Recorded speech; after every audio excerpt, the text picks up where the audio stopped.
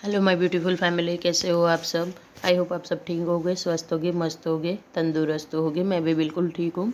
तो ये वीडियो है परसों का, क्योंकि कल हम लोग कहीं बाहर गए हुए थे, इस वजह से मैं ये वीडियो डाल नहीं पाई थी। बिल्कुल मुझे एडिटिंग करने का टाइम नहीं था। कहाँ गई थी देखने के लिए बने रहे कल का वीडियो, नेक्स्ट वीडियो। तो यहाँ पे ना मैं बच्चों के लिए नाश्ता बना रही हूँ। आज भी हमें कहीं जाना है, इसीलिए सुबह सुबह जल्दी जल्दी दोनों के लिए नाश्ता बना रही हूँ। नाश्ते में बनाए थे मैंने चीले, मूंग दाल के चीले, जिसकी रेसिपी पहले भी मैंने शेयर की हुई है, इसलिए इस बार नहीं की है।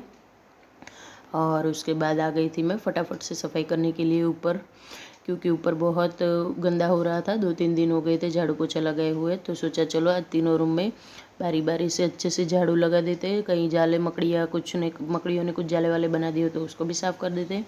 तो आ गई हूँ स्टोर रूम में इस रूम में ना मेरा सारा एक्स्ट्रा सामान पड़ा रहता है, और जितना भी अनाज होता है, आटा चक्की होती है, वो सारी चीज़ें इस वाले रूम में ही पड़ी रहती हैं। तो उस रूम की भी क्लीनिंग हो चुकी है। उसके बाद फिर मंदिर आगे से सारी जगहों से कचरा लेते हुए फिर मैं चली जाऊँगी अंशु वाले रूम में, क्योंकि उस रूम में सबसे ज़्यादा ही गंदा किया। लेकिन अभी तो मंदिर वाली जगह पे ही हूँ मैं, जहाँ पे कॉरिडोर है, कॉरिडोर में मंदिर रखा हुआ है। वहाँ पे जगह बहुत अच्छी खासी थी, इसलिए से हमने वहीं पे मंदिर बनाया हुआ है। और देख सकते हैं आप लोग कितना कचरा पड़ा हुआ है, पता नहीं कैसे आ जाता है। मंदिर के आगे तो रोज़ साफ़ सफाई होती है, डेली झाड़ू पोछा होता है, लेकिन इतना कूड़ा कहाँ से आ जाता है, कुछ समझ ही नहीं आता। शायद ना ये बाहर जो कुछ बन रहा है ना, वहाँ से धूल मिट्टी बहुत ज़्यादा आ रही, पूरा दिन रेती कपची सब आ रहा है, सीमेंट वीमेंट सब, तो उस वजह से सारा कचरा आ जाता है। और बच्चे भी फैला देते हैं, पूरा दिन ऊपर नीचे करते रहते हैं। कुछ लेना हो, छोड़ना हो, फेंकना हो, वैसे भी कुछ चीज़ें छुपानी हो एक दूसरों से, अपने खिलौने छुपाने हो, इन सारी चीज़ों के लिए आते जाते रहते हैं। फिर धूल मिट्टी ज़्यादा जमा हो जाती है। तो सोचा चलो आज बाहर जाना था, लेकिन क्या करें, सफाई किए बिना तो हम जा नहीं सकते। कोई भी औरत हो, कहीं जाना होता है ना, उस दिन तो हमें ज़्यादा ही भूत चढ़ता है सफाई का। तो यहाँ पे बेड पे मैंने सारे विंटर के कपड़े ला के रखे हुए हैं, उसको भी अरेंज करना है अपनी जगह पे, लेकिन आज नहीं करूँगी। आज सिर्फ कबर्ड में ही रख दूँगी। और देखो कितना कूड़ा फैला है बच्चों ने अपने रूम में भी, बहुत सारा ना। ये लोग ना कहीं कुछ ना कुछ फेंकते रहते हैं। कितने भी बड़े हो जाए बच्चे, कितने भी समझदार हो जाए, लेकिन ये आदत उनकी जल्दी नहीं जाती है। और उसके बाद आ गई हूँ ऊपर वाली बालकनी में, वहीं पर अंशु के रूम में से जो बालकनी पड़ती है उसमें ही आप देख सकते हो कितनी धूल मिट्टी आई हुई। इसको तो मैंने कल ही झाड़ू लगाया था, लेकिन ये खुली हुई है ना, इसलिए ज़्यादा धूल आ जाती है। और बाजू में खेत खाली पड़े हुए हैं, ये उसका बेनिफिट है पूरा का पूरा। तो अच्छे से सफाई कर लूँगी, मतलब झाड़ू लगा दूँगी अच्छे से। और उसके बाद एक आधी बाल्टी पानी में ही साफ़ हो जाता है। आधी बाल्टी पानी डाल के फिर अच्छे से इसके ऊपर पोछा लगा दूँगी, तो मस्त नीट एंड क्लीन हो जाएगा और देखने में भी अच्छा लगेगा। कहीं पे भी घर का कोई भी कोना ऐसे पड़ा होता है ना, तो हमारा ध्यान वहीं पर रहता है कि ये वाला कोना रह गया, ये वाला कोना रह गया है, इसलिए डेली क्लीनिंग करना ही पड़ता है। और ये जो मैं कपड़े लेके आई थी विंटर वाले, उसको मैं एक छोटे वाले कबर्ड में अरेंज करना चाह रही थी, लेकिन नहीं हो रहा था, उसके अंदर वो बास्केट ही नहीं आ रहा था, इसलिए मैं यहीं पर अभी रख दूँगी। फिर आने के बाद उसको सारे कपड़ों को बेड में डाल दूँगी। और एक ब्लैंकेट भी पड़ा हुआ है बाहर, कितने दिनों से सोच रही हूँ अंदर रखती हूँ, और बच्चे निकाल देते अंदर रखती हूँ। तो आज इस बार तो ना मुझे बेड में आते ही सीधे यही काम करना है, बाहर से आके कि सीधा मैं इसको बेड में ही डाल दूँ, ताकि बच्चे बारी बारी से निकाले ना। थोड़ी देर के लिए भी आएंगे तो भी सब कुछ फैला के रख देंगे। तो सारी एक्स्ट्रा चीज़ें मैंने एक्स्ट्रा कबर्ड में रख दी है। और उसके बाद आ गई हूँ पोछा लगाने के लिए, क्योंकि झाड़ू लगाया तो अभी पोछा भी तो इम्पोर्टेंट है। और पोछा लगाते लगाते ये देखिए बीच में आ गया परेशान करने के लिए। तो अभी ना अंशु के रूम में पोछा लगाई। और ये वाला पोछा ना मैं लेके आई थी बाहर, नीचे जो मेरी बालकनी है ना, बड़ी वाली बालकनी नहीं, मेरा जो आंगन है ना, उसके लिए लेके आई थी। वहाँ पे ना धो धो के मैं थक जाती हूँ, कितनी बाल्टियाँ पानी डालनी पड़ती है, तब जाके वो एरिया मेरा पूरा क्लीन होता है। तो इस वजह से ना मैंने सोचा कि अभी मैं एक पोछा ले आती हूँ, लेकिन अभी उस जगह के लिए इतने हैवी पोछे जो घर में है वो मैं यूज़ नहीं कर सकती। और अगर एक बार वो वाला यूज़ कर लूँगी बाहर, तो फिर घर में मैं नहीं लगा पाऊँगी, क्योंकि बाहर बहुत ज़्यादा गंदा होता है, इस वजह से। तो सोचा चलो अभी नया लाई तो सबसे पहले ऊपर से ही ट्राई करते हैं। नीचे एक बार मैंने किया हुआ है, लेकिन ऊपर से ट्राई करती हूँ।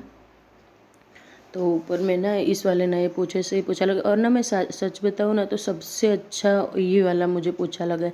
कितने महंगे महंगे पोछे मेरे पास पड़े हुए, सारे सभी तरह के पोछे मैंने यूज़ किए हैं। ये मैं पहली बार यूज़ कर रही हूँ इस वाले को, लेकिन सबसे सस्ता वाला सिर्फ 100 रुपये में मुझे ये पोछा मिला है।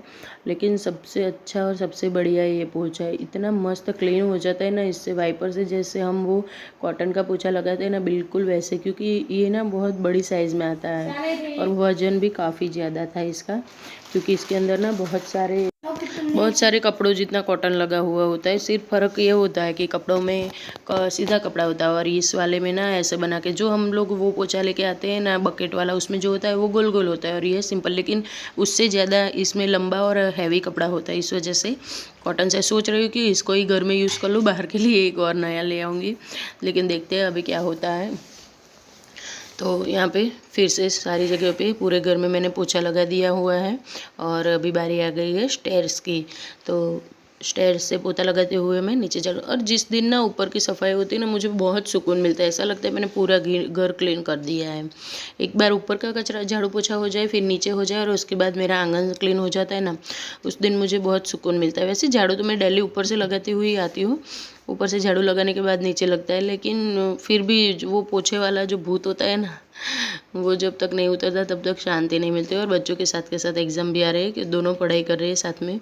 आज भी उनकी छुट्टी ही थी, स्कूल में नहीं जाना था। आज विद्यानगर डे था, हमारे विद्यानगर का आज बर्थडे था, तो इस वजह से इनके स्कूल में छुट्टी दी हुई थी। तो यहाँ पे छोटे महाशय पढ़ाई करने के लिए बैठ गए हैं और अंश को सामने बिठा है। दोनों को अलग अलग बिठाना पड़ता है, साथ में बैठते हैं तो बस मस्ती करते रहते हैं और लड़ाइयाँ करते रहते हैं। तो ऐसा करते करते साथ के साथ में पोछा भी लगाते जा रही हूँ हॉल में, ताकि मेरा नीचे का पार्ट भी एकदम क्लीन हो जाए। सभी जगह पे झाड़ू पोछा हो ही गया था ऑलमोस्ट मेरा, सिर्फ और सिर्फ यही बाकी था। तो इसको साफ़ करने के बाद सीधा चली जाऊँगी मैं बाहर आंगन में, ताकि 2 दिन बाद जब मैं घर में आऊँ तो मुझे घर एकदम क्लीन मिले। कहीं से आते और फिर घर गंदा दिखता है ना, तो हम एकदम हौच-पौच हो जाते हैं, बहुत टेंशन हो जाता है हमें कि कब क्लीन करेंगे, इतना सारा काम होता कुछ नहीं और दिमाग में वही घूमता है। तो ये देख सकते हैं आप, बाहर का एरिया भी मेरे एकदम नीट एंड क्लीन है। और उसके बाद नहा धो के फिर मैं कपड़े धो के आ गई थी। आज सच में मेरी कमर टूट गई थी, इतना सारा काम किया था ना। काम करते हैं ना तब पता नहीं चलता है कि कितना काम हो गया है। शरीर में पेन होगा हमारी बॉडी में, लेकिन जब काम हो जाता है ना उसके बाद पता चलता है कि कितना ज़्यादा काम हो गया है और हमें कितनी सारी थकान लगी हुई है। बहुत सारे कपड़े भी आज कुछ ज़्यादा ही थे, पता नहीं जिस दिन हम ज़्यादा काम कहीं से बाहर का काम निकालते हैं ना, तो उस दिन ज़्यादा ही हो जाता है हमारा। कोई नहीं, चलिए, एक्सरसाइज़ की तो अभी मेरी बॉडी को बहुत ज़रूरत है, जो मैं अलग से नहीं कर पाती हूँ। तो साथ के साथ एक्स्ट्रा एक्सरसाइज भी हो जाएगी और काम भी हो जाएगी घर के। और ना मैंने यहाँ पे ये लहसुन सुखाने के लिए रखा था, क्योंकि मैं गई थी ना कल मार्केट, तो कहीं पे लहसुन नहीं था, सिर्फ ये देसी वाला था। तो मैं ज़्यादा नहीं लाई क्योंकि बहुत छोटा होता है। देखिए इसको कितना कितना जोर आता है, आलस आता है उठाने में भी, लाते मार के लेके जा रहा है। तो यहाँ पे मैं किचन का पोछा भी धोया हुआ था, वो सुखा दूंगी और आ गई हूँ घर में खाना बनाने के लिए। आज मैं बना रही हूँ फ्राइड राइस, क्योंकि बहुत देर हो चुकी है और मैं बहुत थकी हुई हूँ। तो चावलों को मैंने उबाल लिया था, ऑयल रखा है, ऑयल में जीरा और राई और थोड़े से खड़े मसाले डाल दूंगी और खूब सारा लहसुन, और उसके बाद एकदम बारीक बारीक चॉप किया हुआ प्याज डाल दूंगी। प्याज गोल्डन ब्राउन रंग का होता है तब तक। फिर ना यहाँ पे टमाटर में भी मैं काट लूँगी और टमाटर को चॉपर में ही चॉप कर लूँगी, क्योंकि टमाटर छोटे छोटे कट करते हैं तो नहीं होता है, मतलब तो थोड़ा थोड़ा सा चॉप कर लूँगी। और डाल दिया मैंने एक मीडियम साइज़ का टमाटर। और ये फ्राइड राइस सीरियसली बहुत टेस्टी बनते हैं। यहाँ पे मेरे पास स्प्रिंग अनियन था, हरा प्याज पड़ा हुआ था, और मटर थी थोड़ी सी मेरे पास।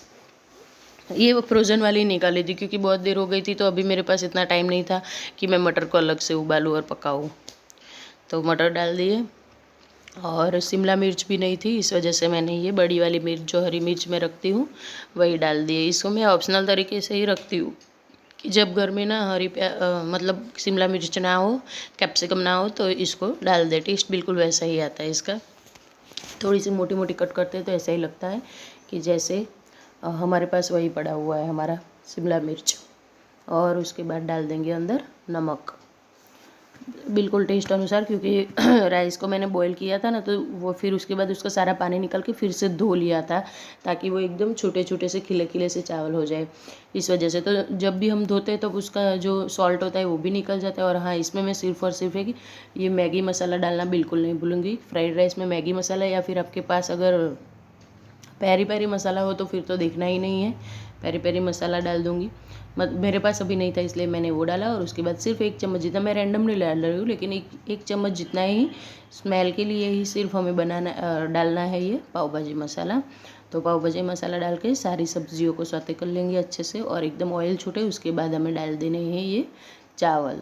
और इतने टेस्टी ये फ्राइड राइस बने थे ना कि मैं क्या बताऊँ। मैंने चाइनीज़ फ्राइड राइस नहीं बनाई, इसलिए मैंने चाइनीज़ सॉसेस नहीं डाले। आप चाहो तो इसमें चाइनीज़ सॉसेस डाल के इसको चाइनीज़ राइस भी बना सकते हो।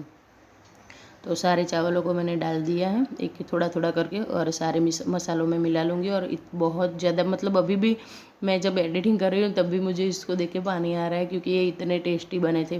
और हाँ, यहाँ पे मैंने बासमती राइस का बिल्कुल भी यूज़ नहीं किया हुआ है, क्योंकि घर पे ही खाना है, घर पे खाने के लिए कोई तामझाम नहीं होगा। और मैं सच बताऊँ ना, मुझे इस वाले चावल में ज़्यादा टेस्ट आता है। मुझे बासमती में पता नहीं फीका फीका सा लगता है। कभी कभार बना लेती हूँ, ऐसा नहीं है कि कभी नहीं बनाती हूँ। इसको एकदम स्लो हाथों से ही चलाना है। लेकिन वैसे भी मैंने 90% ही कुक किया था, 10% तो अभी कुक होना बाकी। इस वजह से मैं थोड़ा चला भी लूँगी तो कोई टेंशन नहीं। और बासमती चावल जल्दी टूट जाते हैं ये। नहीं तो फ्रेंड, ये रेडी है हमारी फ्राइड राइस। मिलती हूँ कल आपको एक नई वीडियो में, तब तक के लिए बाय बाय। एंड चैनल को सब्सक्राइब करना बिल्कुल ना भूलें। और आ जाइए आप भी, आपकी थाली भी लगा दिए हमारे साथ खाना खाने के लिए। तो मिलती हूँ कल एक नई इंटरेस्टिंग वीडियो में, तब तक के लिए बाय।